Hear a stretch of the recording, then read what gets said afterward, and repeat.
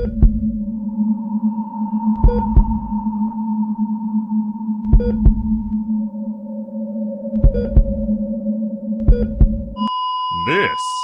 is the Celebrity Afterlife Report podcast.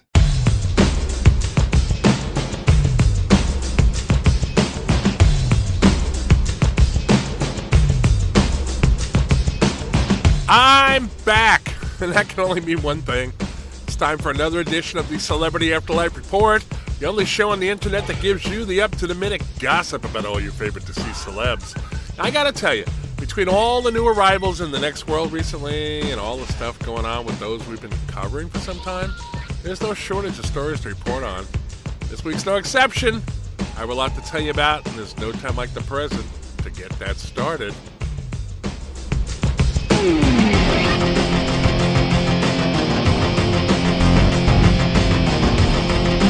Sir John Hurt, who won Oscar nominations for The Elephant Man and captured the hearts of millions for his roles in Harry Potter and The Lord of the Rings, just arrived in the next world. My Afterlife paparazzi contacts informed me that there was a very large crowd waiting to greet him. Many in the throng were young people, and a lot of them were wearing Harry Potter and Lord of the Rings costumes for the occasion. Sir John made a speech in which he said he was very touched by the reception he got and that he was very happy to see so many dressed up for his arrival. And when he came off the stage, he was mobbed by fans, and I'm told that he stayed for a long time shaking hands and signing autographs. And after things finally settled down, he was approached by someone with a very special offer for him. It was none other than Vince McMahon Sr., about whom we've talked many times on the report. He, of course, is the father of the current CEO of World Wrestling Entertainment. Now, Vince Sr. sold the company to his son several decades back. Currently, Vince Sr. is running a theatrical company devoted to performing the works of William Shakespeare in a replica of the Bard's Globe Theater. Until a year or so ago, the company's entire permanent cast was made up of former professional wrestlers who now reside in the next world. Now, since then, a few non-wrestlers have been added, including former singer for The Doors, Jim Morrison, although that hire didn't work out well at all, and Morrison was let go. Now, McMahon was there to invite Sir John to join the company. Along with Vince was actor Alan Rickman. Rickman is probably best known as the villain in the original Die Hard movie. Remember Hans Gruber? Yeah, Hans Gruber, right? Yeah. He is currently serving as an acting coach with McMahon's company. I am informed that Sir John said it would be an honor to perform Shakespeare's work, and that he was very interested in the offer.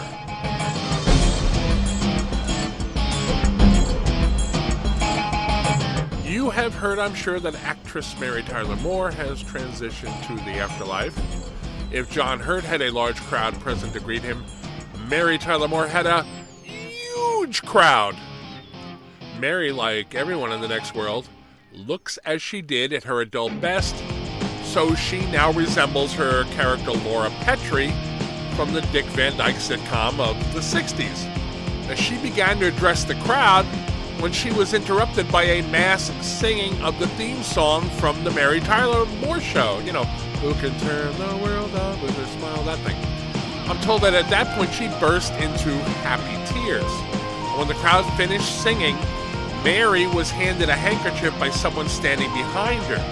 And when she turned to thank the person, she was startled to see her Dick Van Dyke Show co-star, Maury Amsterdam, standing there holding a cello.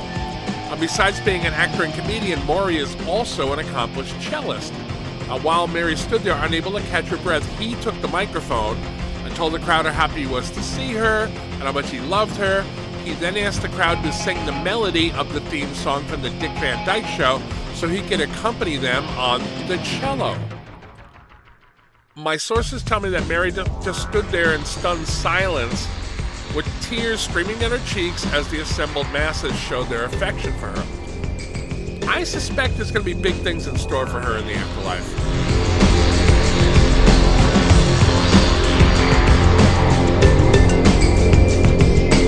Actress Barbara Hale is also a recent arrival to the next world. Most notably, she played Della Street, the the secretary to attorney Perry Mason on the long-running TV show. Raymond Burr, who played the eponymous character, was on hand to greet her when she arrived. Now, Hale was reportedly a bit disoriented when she arrived in her new existence, something that's not very common but not unusual for new arrivals. I'm told that Burr spent a long time with her, patiently explaining to her where she was and what was in store for her.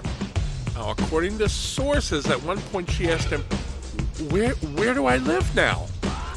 Burr responded by telling her that she could live with him for as long as she liked. A little bit of backstory.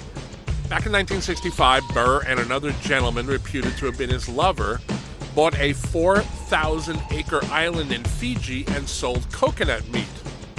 And he lived there until 1983 when health concerns forced him to move back to the mainland. I'm informed that he now lives on a private island in the Afterlife, and that apparently is where he has invited Barbara Hale to live.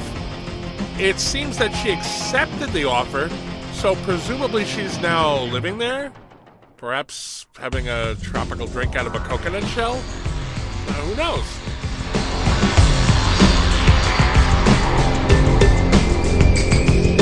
Lastly, for this edition of the report, we have a story that this one kind of came out of the blue. I told you last week about a new band called the One Hit Wonders, composed of musicians who were in bands known for having, you guessed it, one hit. The other day, the band sent out a press release just prior to going on their first tour of the next world. In the press release, they announced that the band has added a new member, a singer. To everybody's surprise, including mine, the new addition is Frank Sinatra Jr. Now, Frank Jr., who has never been known for appreciating rock or modern pop music, is quoted in the press release as saying, "I'm looking forward to this new phase of my long career. I like to try new things, and this is very different from what I've done in the past." Unquote. You know, that's all fine, but I'm trying to wrap my head around the idea of Frank Sinatra Jr. performing on the same stage with Pete Burns, the androgynous singer formerly of the band Dead or Alive. If you've never seen Pete, go to Google, images.google.com, and type Pete Burns in, okay? And then picture him on stage next to Frank Sinatra Jr. wearing a tuxedo. This is one of those times when I wish I could visit the Afterlife just so I could catch one of these shows, because it's got to be awesome.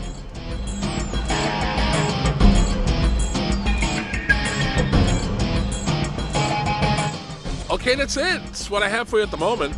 Please come back next week when I'll have another roundup of the latest gossip about all your favorite deceased celebs.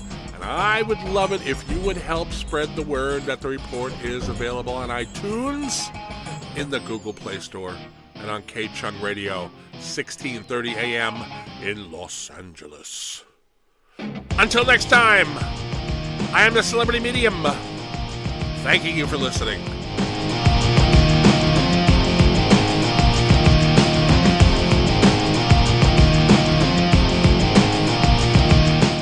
You've been listening to the Celebrity Afterlife Report podcast. To ask a question about your favorite deceased celebrity, call 818-3-MY-DREAM. 818-3-MY-DREAM. 818-369-3732.